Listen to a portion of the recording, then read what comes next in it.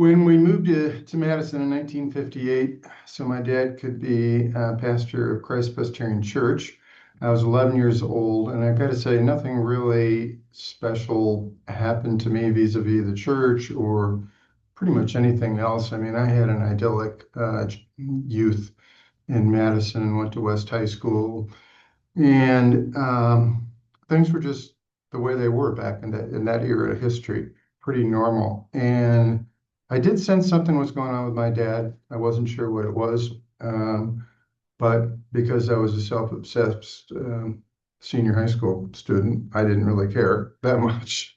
So I went off to college, to Westminster College in Fulton, Missouri, my freshman year, just to get away from Madison for a year. And towards the end of my freshman year, I got a call from my mother, and she said, I'm going to pick you up at the end of the semester instead of Dad. And I said, why? She said, because on the way to pick you up, I'm going to drop him off at Menninger's clinic in Kansas. I said, what's Menninger clinic? And she said, it's a clinic for alcoholics because John, your dad, is an alcoholic. So it turned out that he'd been drinking for probably most of my high school years for sure. And it became more and more clear. Madison was a small town in those days, and it became more and more clear to the leaders of the church that my dad had a major drinking problem. And instead of firing him, which as someone who was a pastor for 50 years, which I have been, and someone who's been a consultant to about 100 congregations, which I have been, I guarantee you most churches would have fired him.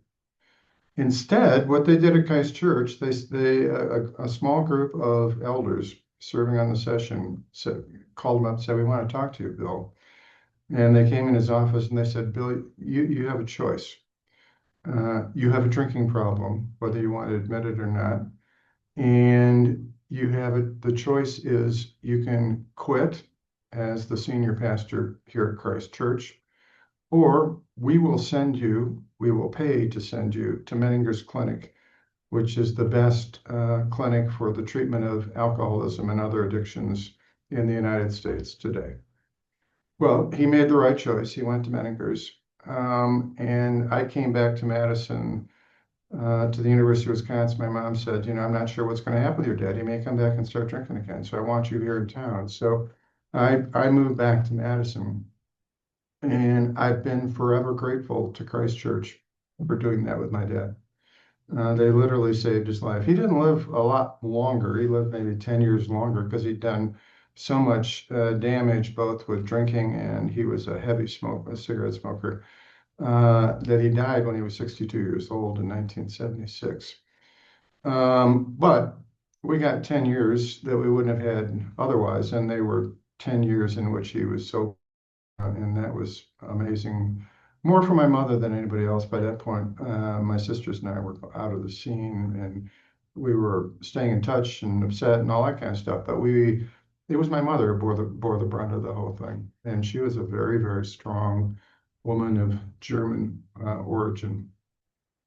So where not so much Christ Church, but where my faith became really important was when I came back to Madison. Madison, by that point, was starting to experience anti-Vietnam demonstrations. And I guess the best way to frame it is what I like to say is that when the 900 people in my class, my senior class at West High School graduated, almost none of us had ever tasted alcohol. Almost none of us had ever had any sex. And almost all of us were extremely patriotic Americans. Within a year, maybe 2 years max, most of us had major questions about the United States of America and its policies. Most of us, because the birth control pill had become popular, the sexual revolution had started, so that changed everything. And most of us were drinking more than we should have been drinking. And a lot of people were smoking a lot of pot and stuff, which I didn't really do, but so everything was turned upside down on its head. Everything that we believed in, everything that we acted upon when we were in high school was not the case when we were in college. And so it was a time of incredible instability and social chaos that makes today, frankly, look like peanuts. And in the midst of all of that, what kept me, the little rudder that I had, was my faith in God as revealed in Jesus Christ. And I didn't go to church a lot, but I went to church enough. But more importantly, I prayed every day. And I thought about God. I thought about what God wanted me to do with my life. I was more clear about what God didn't want me to do than what God wanted me to do. So the faith that I had been given both by Sunday school teachers and my parents, both in Jackson, Michigan and in Madison at Christ Church, really, really served me well during that time.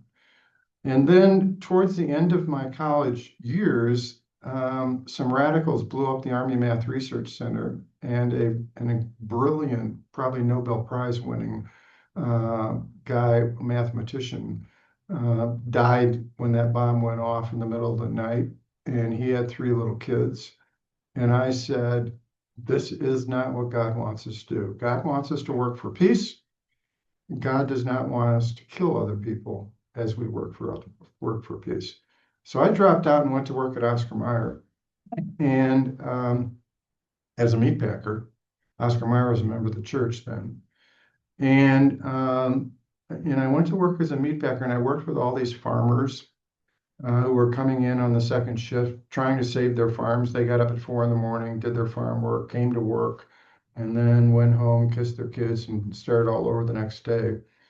And they were an incredible inspiration to me. At the same time, Al Fryer, who was an amazing both Christian educator and director of music, who had worked with my dad in Jackson and also worked with him in Addison,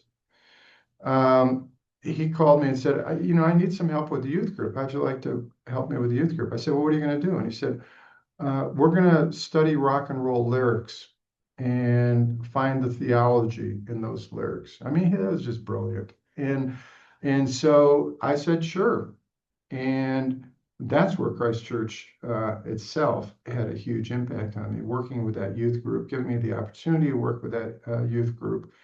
And I absolutely adored it. And I walked out of a Christmas Eve service in 1972 at Christ Church, and it was snowing. In my foggy memory, it feels like it was snowing every Christmas Eve when I walked out of church, but it definitely was snowing that Christmas Eve. And I went, this is it. I need to do what everybody else in my family's done, not because they did it, but because God is calling me to do it. And so I became the fourth generation. So, that's the role of Christ Church for me. It was just playing a normal part in a normal youth, and then being a source of stability during my dad's health crisis with the alcohol, and then with the entire national crisis that took place in the 60s and early 70s. And then allowing me to find my path into the ministry by saying, okay, Al, if you want to ask John to do that, that's fine. I'm sure some of them knew I was not a stellar citizen at that point in my life, but they went ahead and said, sure, have him help out. And then supporting me as I went through seminary, and they held my installation service and ordination service, actually. So to Christ Church, I say thank you very much on both a personal level from a family perspective, as well as what I've chosen to do in terms of responding to God's call. A call God is issuing to each and every one of us, by the way.